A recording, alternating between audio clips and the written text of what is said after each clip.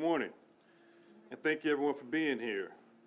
Today, the East Baton Rouge Gun Violence Collaborative is releasing the East Baton Rouge Public Safety Partnership. This is a strategy solely dedicated to reducing gun violence in East Baton Rouge Parish. The collaborative is made up of every single law enforcement agency in our community, in partnership with the United States Department of Justice. Here with us today are representatives from those agencies, and I want to publicly thank them for the work being done to fight violent crime. They include the U.S. Attorney's Office for the Middle District of Louisiana, the Federal Bureau of Investigation, Alcohol, Tobacco, and Firearms, Drug Enforcement Association, and the United States Marshal Service, the Louisiana State Police, East Baton Rouge District Attorney's Office, East Baton Rouge Sheriff's Office, Baton Rouge Police Department, and Baton Rouge City Constable, the police departments for the cities of Baker, Central, and Zachary, and the police departments for the Baton Rouge Community College, Louisiana State University, and Southern University. Today, you will hear from many of these partners, including Mayor Sharon Weston Broome, Major Todd Harris of the East Baton Rouge Parish Sheriff's Office, and Deputy Chief Neil Noel of the Baton Rouge Police Department, District Attorney Hiller Moore, Chief Murphy Paul, and others who have been instrumental in developing this plan. As the Chief Federal Law Enforcement Officer in this district, I want to assure the public that these agencies have provided tireless and unique resources to the Public Safety Partnership and will continue to do so as part of the ongoing effort to remove criminals from our streets. As many of you are aware, I've been a prosecutor for over 20 years and a lifelong resident of East Baton Rouge Parish. This parish has always had a small segment of its population that is involved in violent crime, and the same holds true today. The Public Safety Partnership is designed to identify the worst violent offenders and concentrate efforts in that regard. As crime has evolved, this Public Safety Partnership has also evolved. Currently, the practices and procedures used by this collaborative are some of the best practices and procedures being used throughout the nation. But most importantly, the strategy will adapt to the situation that is unique here in East Baton Rouge Parish. The goal is to improve public safety, but understand that this partnership is always a work in progress, and we request your patience in its implementation. The Public Safety Partnership is dedicated to continuing to work together and reduce violent crime and keep intact the faith of the public in the system, and to continue to provide justice for East Baton Rouge Parish. I will come back up once District Attorney Hiller Moore is going to speak, but as of right now, I'm going to turn the floor over to Nola Joyce, who serves as our Public Safety Partnership Strategic Site Liaison for Baton Rouge. Ms. Joyce. Thank you, U.S. Attorney Gath. As he said, I'm Nola Joyce. I'm the Strategic Site Liaison for the Department of Justice, U.S. Department of Justice. Talk with you for a few minutes about what the Public Safety Partnership is and what Baton Rouge has been doing. The Public Safety Partnership is a U.S. Department of Justice wide program which supports local jurisdictions in the intervention, prevention, and reduction of violent crime by providing customized training, technical assistance, and concerted access to a wide array of Department of Justice law enforcement and programmatic resources. The East Baton Rouge has been part of the National Public Safety Partnership since 2019. They have been participating in trainings and leveraging technical resources to increase their capacity to reduce violent crime and enhance public safety in the parish. During this time, they've learned best practices, put them in use, learned how it worked in the field, made modifications, and much of that work and knowledge is reflected in the plan that you will see today. My role is to connect the Baton Rouge to the federal resources and to support the local and federal partnership, a partnership that certainly existed before PSP. What is different here is that this partnership reflects working together, not just on a one event tactic, but over time in a very strategic way. And the whole purpose is to reduce violent crime and specifically gun violence here in the parish. Partnerships are essential to achieving comprehensive, collaborative, and sustainable approaches to address local violent crime challenges. We know gun violence can be reduced. We know it can be reduced by coordinating and focusing resources across law enforcement agencies, the parish, and the community. What you see in this plan is just not talking about what law enforcement agencies are doing and will be doing, but it also carves out very specific responsibilities for city agencies and for community-based organizations. It is a holistic approach to reducing gun violence. The local, as I said, the local federal partners here have been actively engaged with the PSP throughout this initiative. It is critical that as this initiative is winding down in Baton Rouge, that the relationships continue.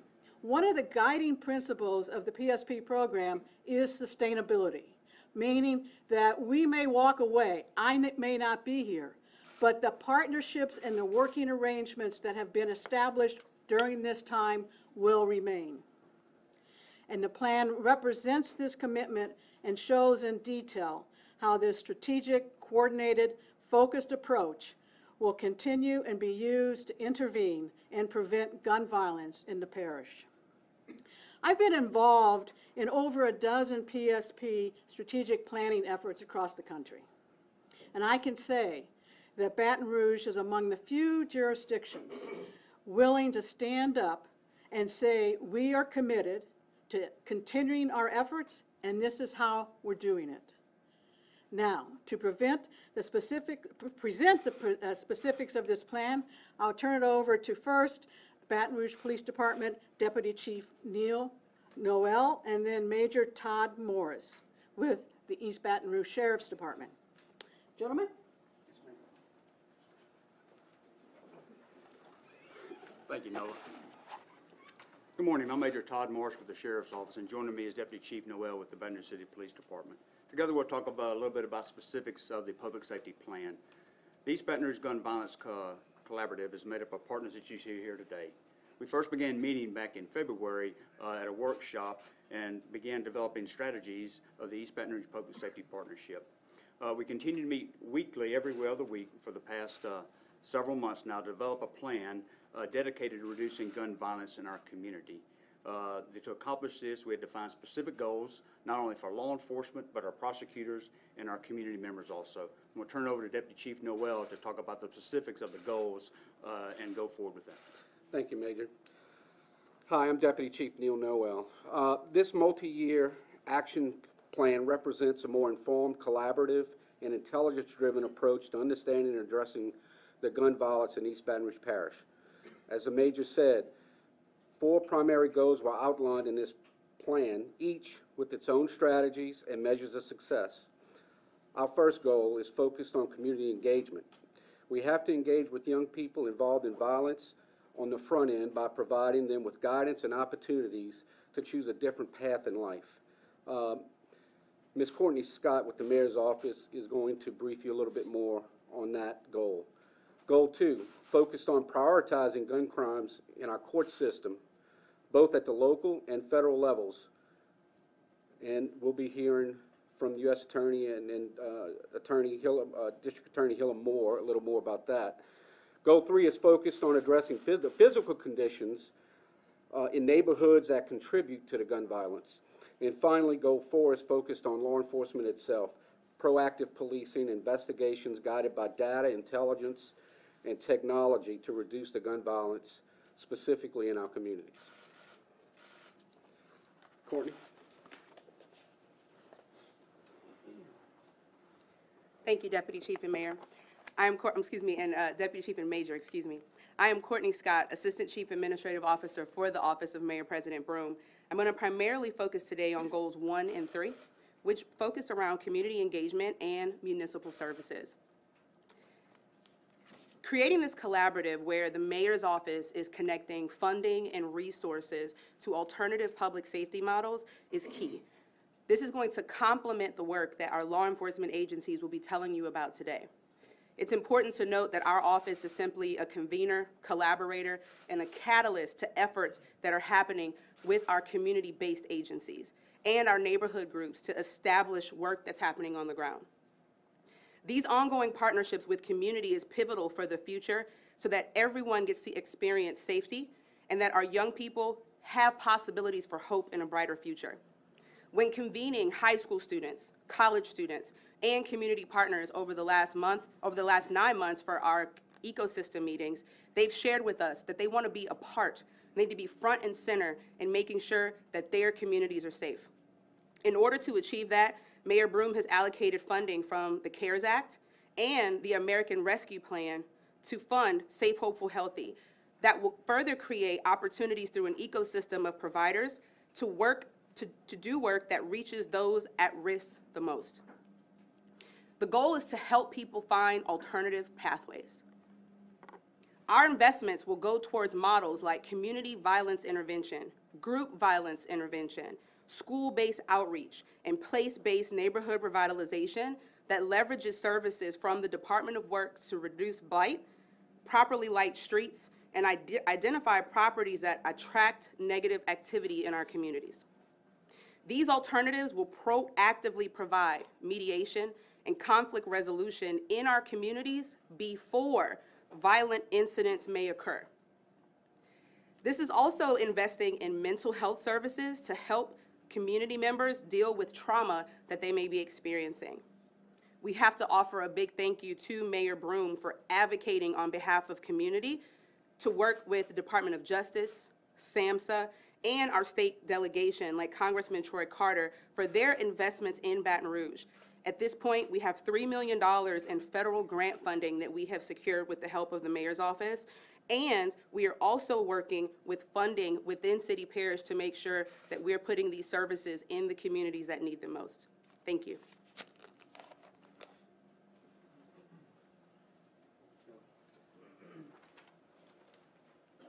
Good morning, Hiller Moore, District Attorney.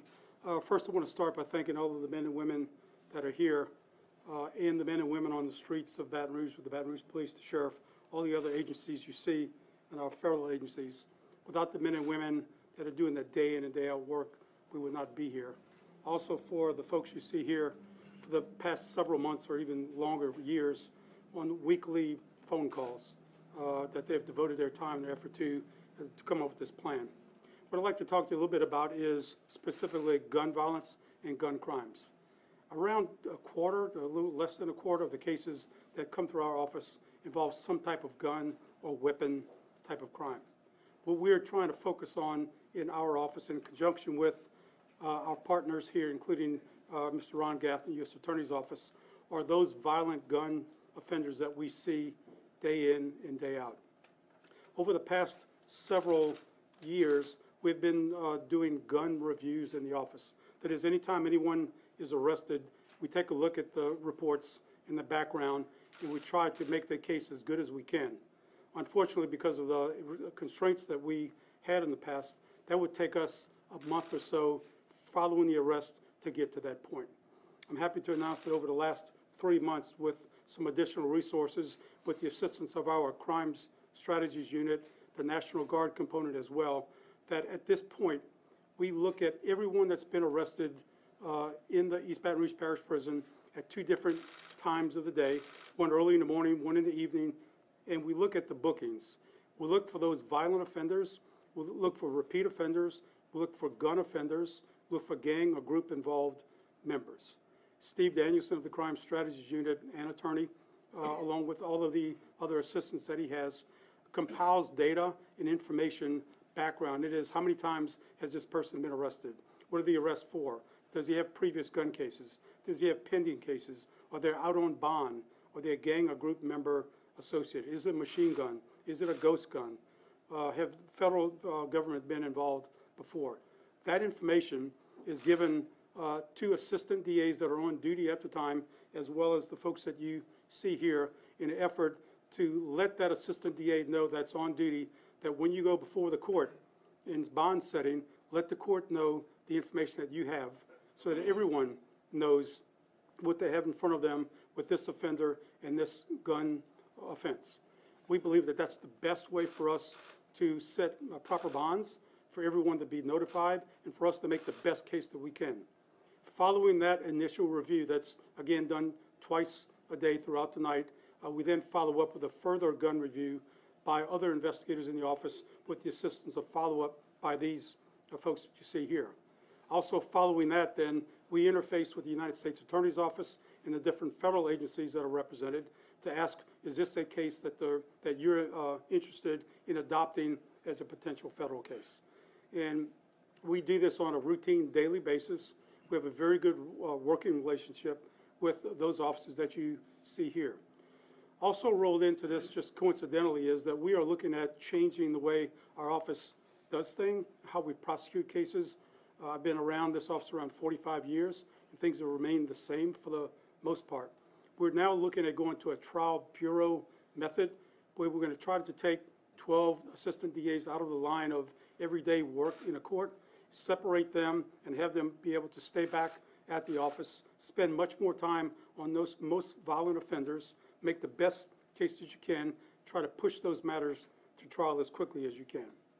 While doing this, we're also trying to set up a data system so that we can keep track of the number of arrests, particularly gun and violent crime arrests, to see what the outcome is. How can we do a better job? How are we handling gun cases here compared to other places? And what's the outcome that we're getting, and what's the desired outcome? So this is all working in collaboration with our partners. We hope that we will continue this. But again, I think this, hats off to the men and women on the street that do their job day in and day out, that never get to be here at these conferences, because this is not working, or will not work without their efforts day in and day out. So thank you for being here today. And just to kind of piggyback a little bit off of what Hill has said, yes, our offices are constantly meeting. My deputy criminal chief and my criminal chief meet with his office, as also with the ATF and the DEA. With those partners, they would be able to look at those cases, see if we could develop those cases into federal cases. And again, that partnership is really going great. Also, as part of this collaborative, we have also set up quarterly meetings, and our first will be the third week of January, which is being hosted by Louisiana State Police Department.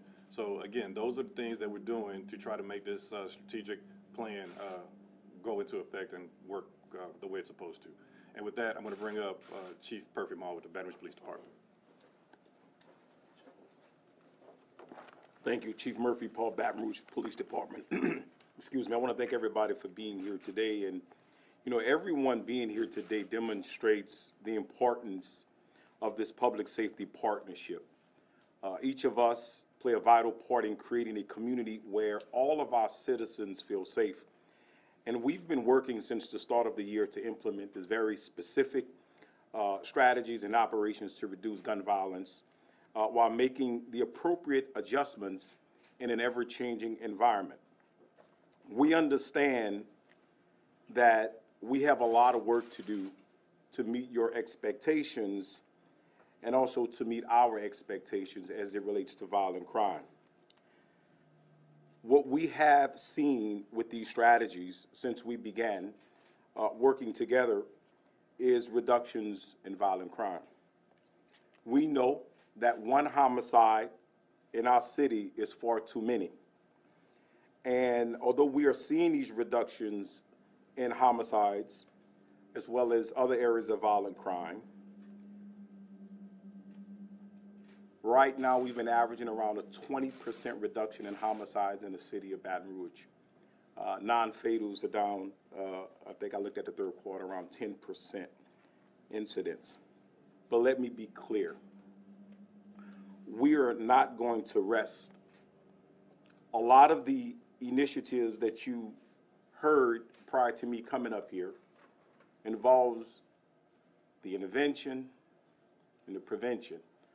I want to just talk a little bit about the enforcement piece because it too is important.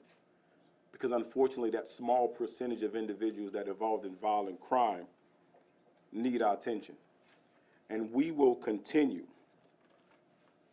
to focus our efforts on those who are involved in shooting incidents, the shooters that are involved in gang violence. Those individuals that are involved in violence in our city will remain our highest priority. And I believe as we continue the strategies that we talked about to recognize those percentages, reductions in homicides, that we can build on that in 2023 and continue to reduce crime with these strategies that we have in place. I am optimistic about the success that lays ahead. I am proud of the work that the men and women of the Baton Rouge Police Department are demonstrating every day. I'm proud of the working relationship that I have with our state, local partners that are standing behind me. And I can tell you as a law enforcement officer and as your police chief, it is essential that we believe that this job can be done. And together it will be done. And our partners here are committed to getting the job done. And the communities we serve deserve nothing less. I want to thank the community, because we would not have some of those reductions if it wasn't for you picking up the phone and calling Crime Stoppers. If it wasn't for you showing bravery and stopping one of our police officers and tell us who those criminals are who are creating for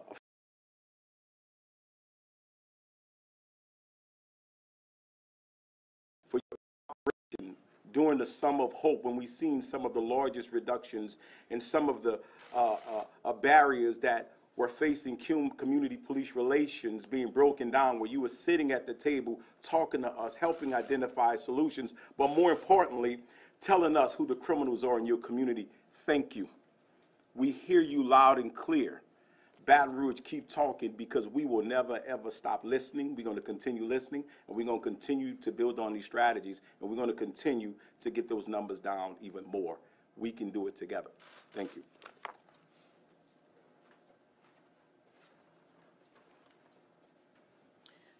Good morning, everyone. I would also like to say thank you to the Department of Justice Public Safety Partnership team for your ongoing technical assistance to align the work of our agencies. As you can see, it is indeed an all hands on deck here in East Baton Rouge Parish when it comes to reducing gun violence. And I want to personally thank all of our partners who are here today. The action plan shared with you today is a documented action plan that combines law enforcement agencies at all levels, local, state, and federal agencies, protecting and serving our community to the fullest capacity and engaging our community-based partners in building an ecosystem of support to help the average citizen feel safer in our community and to interrupt the cycle of gun violence that destroys families. Collaboration has always been a way of life for us. But what you see here today is a higher level of cooperation to address a very real and persistent issue in this community. I know we can make effective and long-lasting change in East Baton Rouge Parish. We are committed to an intelligent, data-driven approach that includes the entire community. If you would like to view this plan and the ongoing progress and updates, please visit www.brla.gov/PSP. That's brla.gov/PSP. Our agencies will continue meeting quarterly, as you heard, to discuss the outcomes. I want to say thank you to everyone who has agreed to be a part of this collaboration. And now I'm going to turn it back over to U.S. Attorney Gath, and we will take any questions that you might have. Thank you. Thank you, Mayor. Are there any questions? Attorney Gath, before we start, just wanted to tell everyone, as the mayor just stated, brla.gov/PSP is where you will find this whole plan, including pictures from the February workshop where you see all of these people here represented and putting this together. Today, we're just going to be taking questions specific to the plan. If y'all have any questions specific to a specific case, please follow up with that specific agency afterwards. Also direct your questions towards the speakers who are here today. I have a question for Chief Paul. Chief, I was just wondering if the areas mentioned in kind of that third category, the third goal of addressing, physical conditions in neighborhoods, if any of those areas overlap with the areas that your office identified for micro-targeting a few months ago. Yeah, absolutely. So some of the areas, and let me say this when I think the community, because when we direct resources in very specific areas, we use the data. The data identified micro areas within our community where we were seeing consistent violent activity, specifically gun violence. So we redirected resources there. A part of our operation that we put together with our specialized divisions, we have redirected resources. But here's what's important. When we are in those areas, the people in those communities want us back. The individuals who live in these disinvested communities welcome us. And what we're seeing is our heavy presence in these neighborhoods, these micro areas in our city, has had a positive impact on reducing gun violence in those areas. It's a very strategic approach. And let me be clear. We are not there for the good law-abiding citizens that live in those areas. We are there for that small group of individuals who are involved in violent crime. And we are making arrests. We've seized so far this year more than 1,700 guns we have taken into evidence this year alone. We've arrested more than 3,776 individuals for violent crime, felony offenses in the city of Baton Rouge. 441 juvenile arrests, 66 homicide arrests, 13 of those juveniles, 53. We are doing that with the help from the community. So as you see us continue to direct resources in those areas, the areas that you're speaking of, it is important that the community understand that when they see this presence, that we are there for you. And that we are there with a very strategic approach in how we address that community. I think our training, which we have demonstrated, as part of the training that actually came from our PSP to make us one of the leading agencies in law enforcement with our procedural justice training and all of the wins that we have from participating in this initiative. So I think it's welcomed in those areas. The people want us there, and I can tell you we're going to be there. And if you are one of those individuals who are involved in violent crime, you will continue to get our attention. WAFB?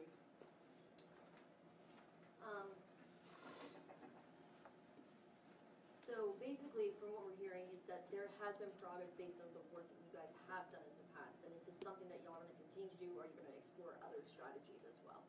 Right. This is still a work in progress. So yes, we are continuing to get other strategies. I think we are still learning from what the rest of the nation is doing as well.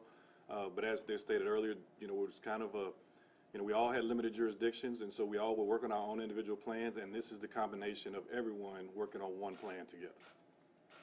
Ariel? The phone calls that you said you were mentioning about the tips from the folks, have we been keeping track on, like, has there been an increase in calls, and do we have like a percentage on how much that might help, or? Yeah, so let me be clear. One of the things we've seen, we really saw that, the mayor's office took the lead in our Summer of Hope initiative. So many initiatives that were going on around the city where we were encouraging the community to get involved. I don't have Crime Stoppers partners here. A lot of our community partners are not here. This is mostly our law enforcement, but they did want to be here. Let me be clear about that. What we're seeing is not just Crime Stoppers, but people picking up the phone, calling our chief, calling our detectives. People are getting involved. And there's different levels to cooperation. We have people who will pick up the phone and tell us who's committing crime in their actors. They may not necessarily, who are committing crime in a community. They may not be necessarily willing to be a witness like Hill or Moore may need, but they're still helping us identify who those individuals are. When you call Crime Stoppers, you're anonymous. Nobody knows who you are. Yes, we are seeing more calls coming in. Yes, we're seeing more cooperation. Yes, the people in Baton Rouge are starting not to believe the lie called stop snitching. They are picking up the phone. They are calling us, and we're encouraging them to keep calling us. They're getting involved, and it's going to be their cooperation and their bravery that's going to help us put those individuals who are committing violence in our city. So keep calling us. We're going to keep coming.